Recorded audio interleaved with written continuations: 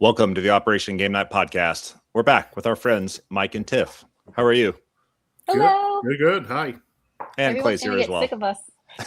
I'm here. No We way. could never get sick of you guys. No This way. is fun. We love talking to you guys, and we're happy to have you on whenever you are available. Today, we're going to go over the fence and talk about things that we've been doing outside of board gaming. So, Mike, take it away. What have you been doing outside of board gaming? Honestly, I'm just going off of today.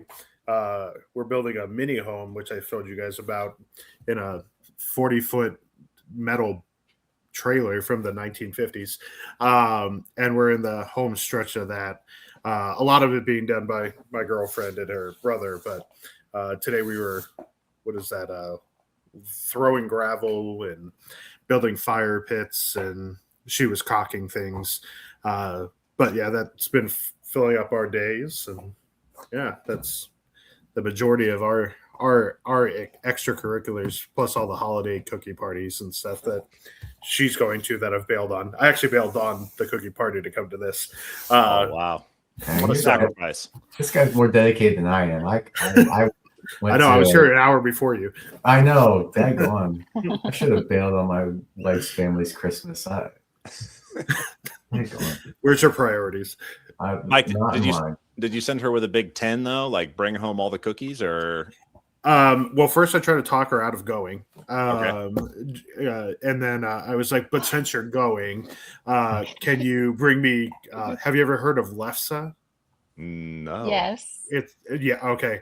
Lefsa is, the easiest way is it's a potato tortilla that you put like butter and like sugar on, or I guess you can eat it any way you want, but they're delicious. But they make it while they're doing it. It's like a Norwegian, Scandinavian kind of thing. It's delicious. Cool. I actually end up making it every time I go, and I'll just sit there with these two wooden dowels and flipping them with children. That's usually who I hang out with at these things, is the kids. So, Awesome. Yeah. Is the trailer going to be your like permanent residence? yeah. It's going to be me, her, and Harley, Maple, and Eleanor are our three dogs. It's about the size of a one-bedroom apartment. It's a little bit bigger than my apartment is now. Okay. So yeah, but it's coming along. It's went from being like rat infested in the middle of a lot to almost a completed home. So we also we have a Connex trailer or shipping trailer next to it that's going to have like the washer, dryer, and stuff in it. So it's not all in this one trailer, but yeah. What about your board games? Where are they going? End goal is I'm going to buy another Connex trailer, hopefully, or something, and build it into an actual board game room. I like that. That's my end goal, honestly. But now she lives next to her family, and they have a spare room that we're going to use for storage. So all the small box stuff we'll put in the trailer with us, but the big stuff will go there. But I am going to downsize because, as we just realized before this, I have about 375 games, and I probably need to go down to like 200. So, wow, yeah. Sacrifices must be made. Well, when Travis downsizes, he usually sends me a lot of games, so you feel like it. I just recently actually donated about 80 games to a high school in Phoenix, Arizona, great. For a board game club. Awesome. I keep offering Tiff games, but she just keeps telling me no. So she already has all the games. She's got them all. I was going to say Travis has ended up with some of the games, so I'll see what I have for you. Heck yeah. Okay, send all your least favorite Knizia games to me. I just started collecting Knizia games. I know. I'm at that point with them, too. I've got 50 now, and I don't even care if they're good. It's kind of just become like a point of pride to have them. I'm just like, yeah, look at that. Yeah. Same guy designed all these. Did you buy Razzia yet? Because that's... No. It's the light box of Raw. Same game, but called Razzia. Weird. I will look that up. I think 25th Century, they did their they did a Kickstarter where they're like doing a bunch of reprints and stuff and bringing new imports in, and then Razzia was part of that. Yeah. All right, too much board game talk.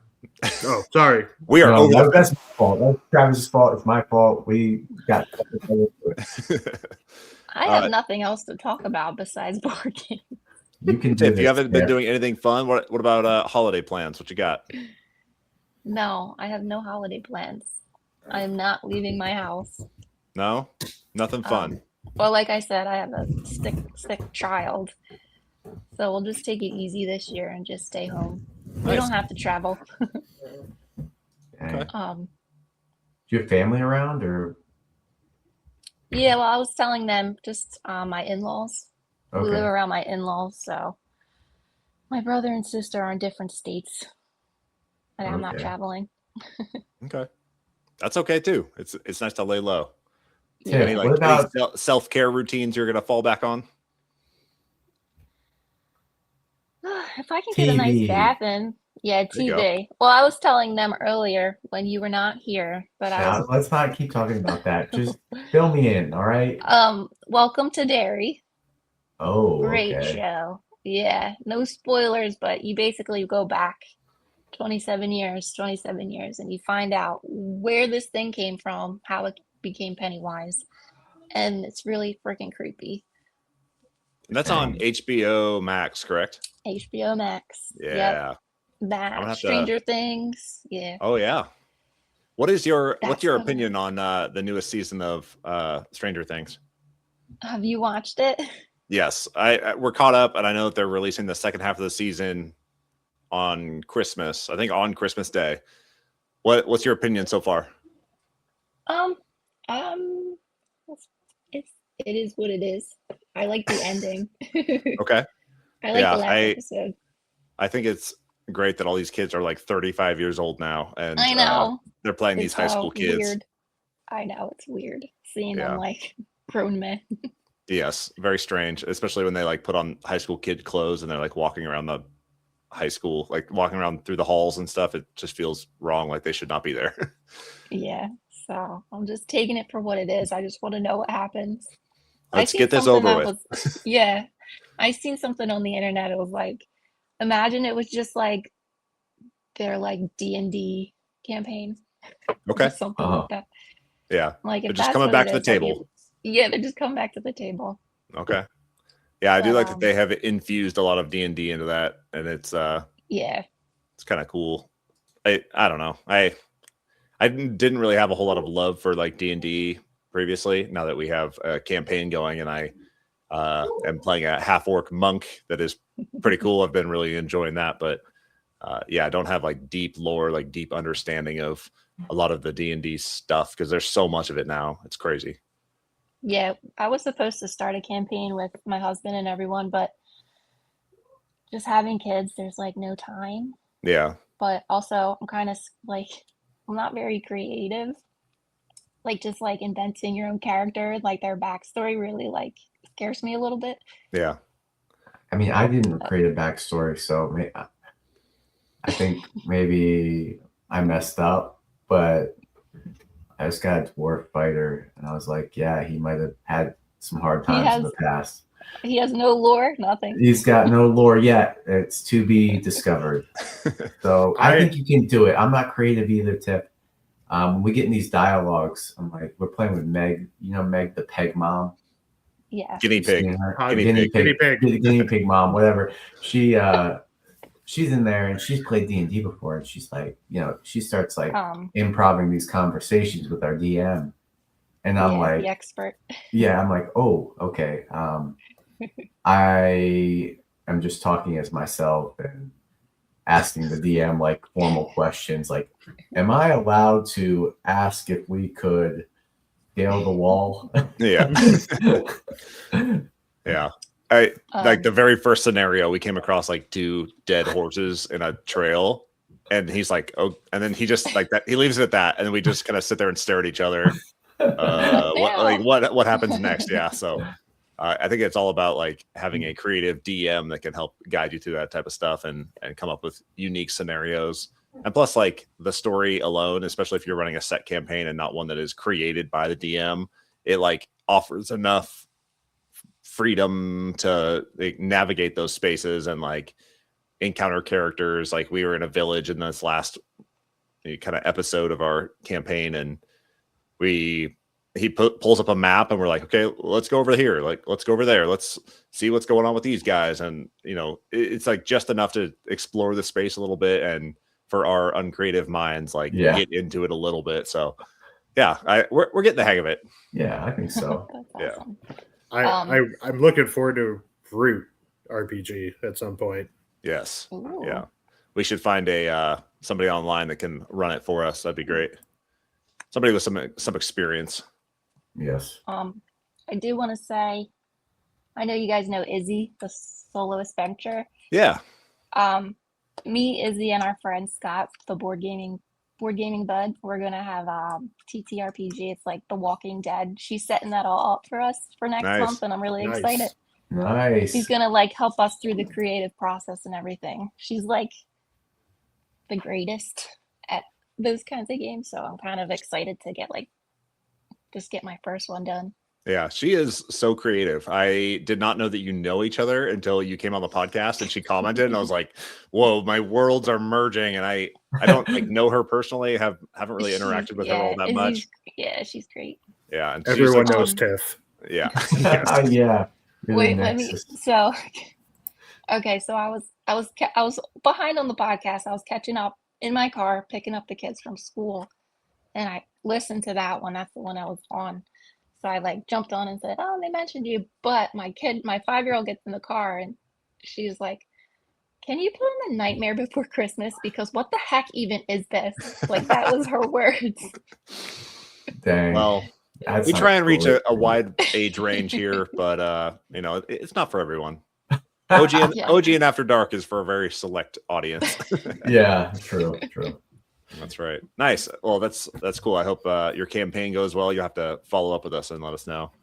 Definitely. Maybe see if you can get Izzy on the show. I'd love to chat with her. You know what? I messaged her. I was like, I'm sure they would love to have you on there. We sure would. Be a little nervous, but yeah. Hey, you were nervous too, and now look at you. You're 3 episodes deep. You're a pro. You're a pro now. Clay, what you got over the fence? Okay.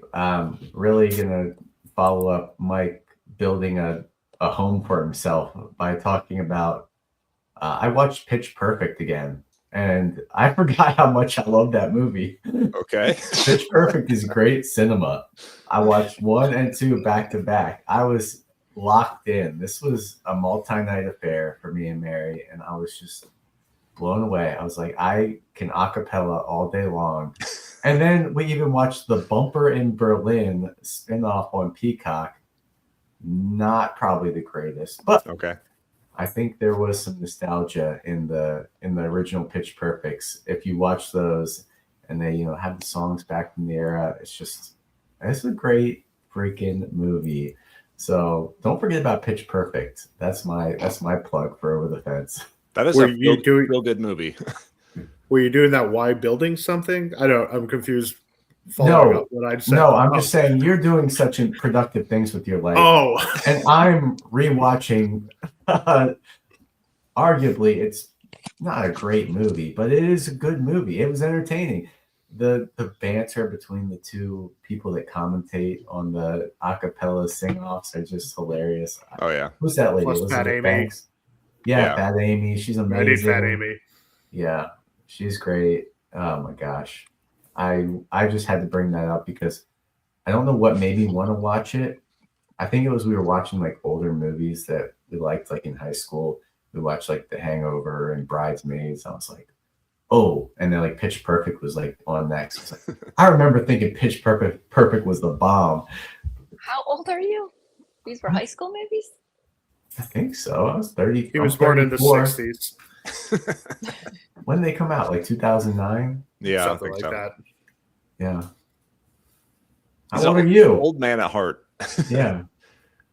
We're not going to get into age here. That's okay. Yeah. I have a couple of things. I forgot to mention last time that we did Over the Fence, but I wanted to shout out the board gaming cafe in Grand Rapids that we stepped into when we went up there for Thanksgiving, and it's called House Rules.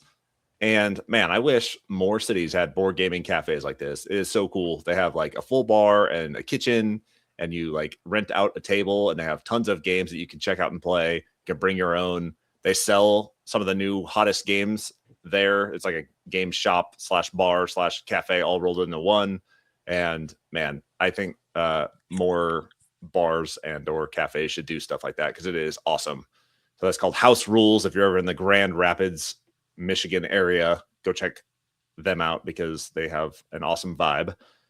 Then I have been playing Dispatch, which is a video game, not a board game. And I talked about it a little bit last time, but this is like a crossover hit because Jamie Stegmaier posted on his Instagram that he has been playing Dispatch. Not for everyone. It's kind of like a superhero comic book style show, kind of in the vein of like Invincible, if you like that show.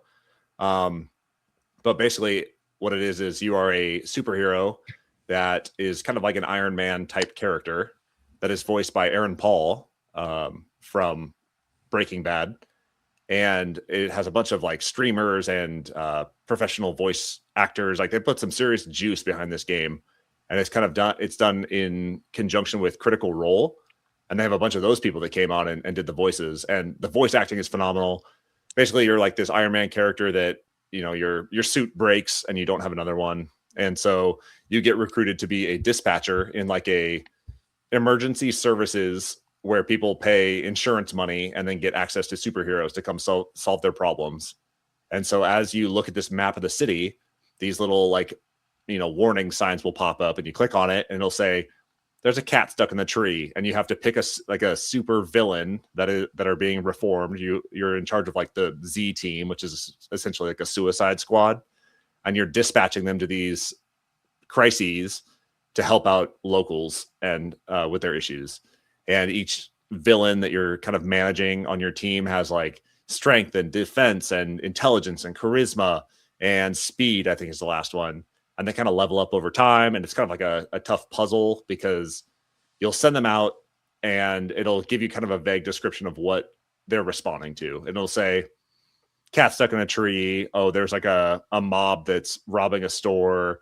There's some ruffians at a soccer game that are causing a bunch of havoc. And so you're trying to like pick based on the description what attributes you think best fit. You dispatch them. And when the situation resolves, you kind of have this mesh of these different skills that kind of span out to create this area that overlaps with the requirements that the crisis is calling for. And this little thing bounces around. And as long as it lands within your covered area, then you succeed. And man, the story is great. The characters are all really lovable. And you start off with like a real Suicide Squad where they're like, nobody wants to be there. They're all kind of like angsty and, you know, super villains that are down on their luck that don't really want to be there. And you're like, really feel like you're forming a team. It does have some adult content, which you can turn off. There is some loving and some body parts exposed. So it's not, you don't have to play with that stuff. Yeah, you don't have to play with that stuff. You can turn it off if you want to. But there's a little bit of romance in there, and the teams kind of build, and you have to make some tough choices. You got to cut somebody from your team, like within the first 2 episodes. And depending on who you choose to cut, like has ramifications.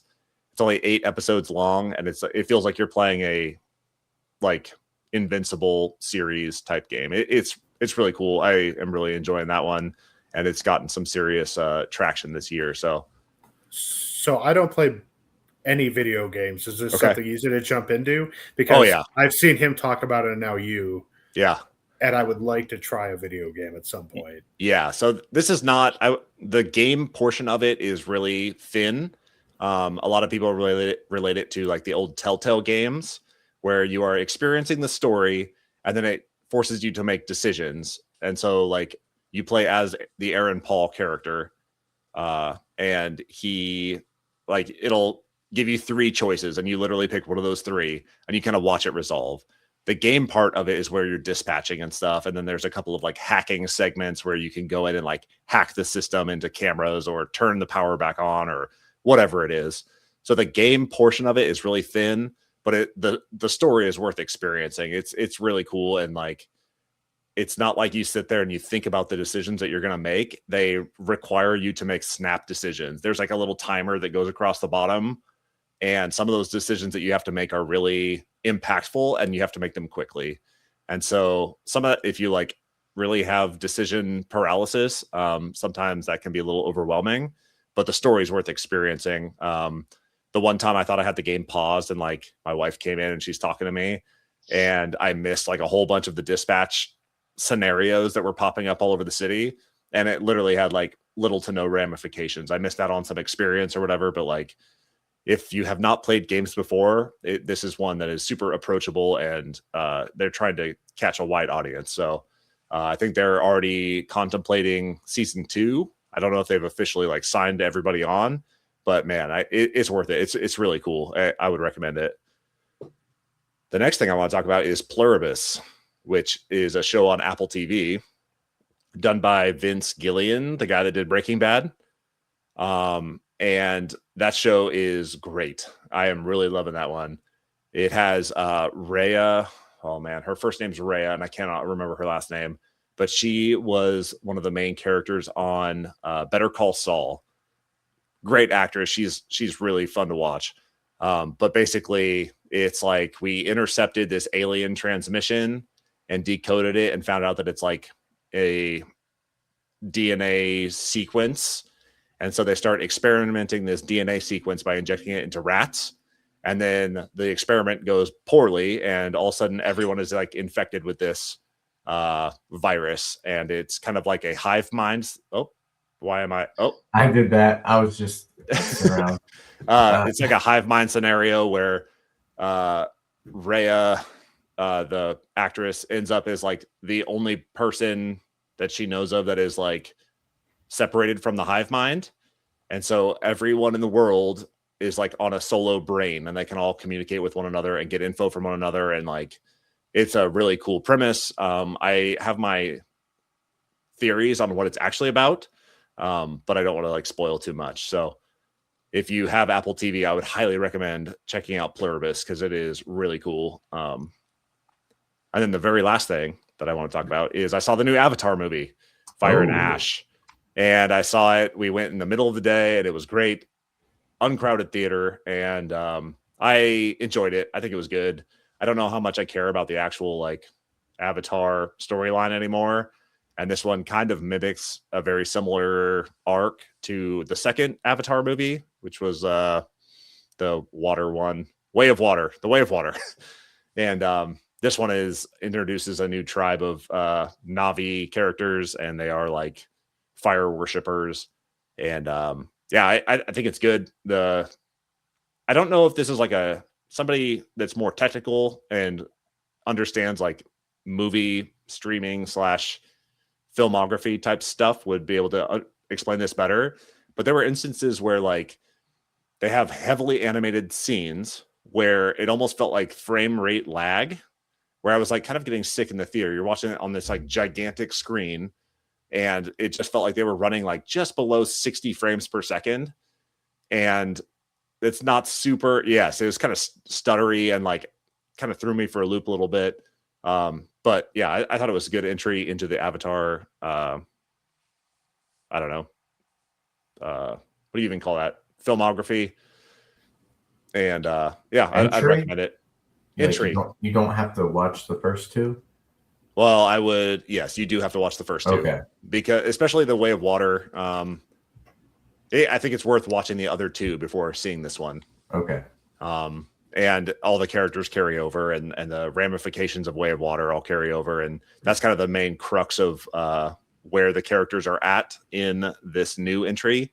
So, I would recommend it. I think it's cool. Oh, so you were saying it's a good entry into the line that already exists, not like Correct. It's a good entry point for somebody to No. jump into Avatar. Correct. Yeah, I would not go and see this as a standalone. You would be very lost as to why there's like some humans and some Na'vi, and one of them is like a Na'vi but was once human, and you'd be very confused. But if you like the Avatar series, I would recommend that one, because I thought it was pretty good. Well, that's cool. I'm still on the first one. Yeah. I've only seen the first one. They are Like, long yeah. movies. It's a commitment. Like the second one is 3+ hours. This most recent one is like 3.5 hours. So they're not short movies. But I think it's a good storyline. I think they're getting further away from like the standard. What do they relate the first one to? It was like Fern Gully. If you've ever seen that one, Or Pocahontas. Great movie. or Pocahontas. movie. Yeah, it's all kind of the same thing, except there's like some sci-fi elements to it. So, yeah, I would recommend Avatar. Go watch the new one. Well, I recommend Zootopia 2. I just saw that yesterday, and it was great. Yeah, was it Yeah. giving you Agent Avenue vibes? Not quite. Didn't get me going like Agent Avenue, but it was good. No mole men for you. Nice. Yeah, I have not seen that one. No, it's good. And also, Tiff, I would like to stand corrected. I was not in high school during Pitch Perfect. I was in college.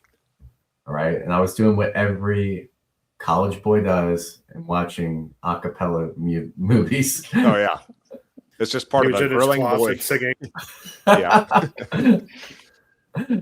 Awesome. Did we do it? Yeah, I think we did it. All right. Yes. We're going back inside the fence. I have been Travis. He has been Clay. He has been Mike from Bearwin Plays Board Games. And she has been Tiff from tiffs.boards.games. I'm going to get that Dots. right one of these days. tiffs.board.games. Games. And we are out.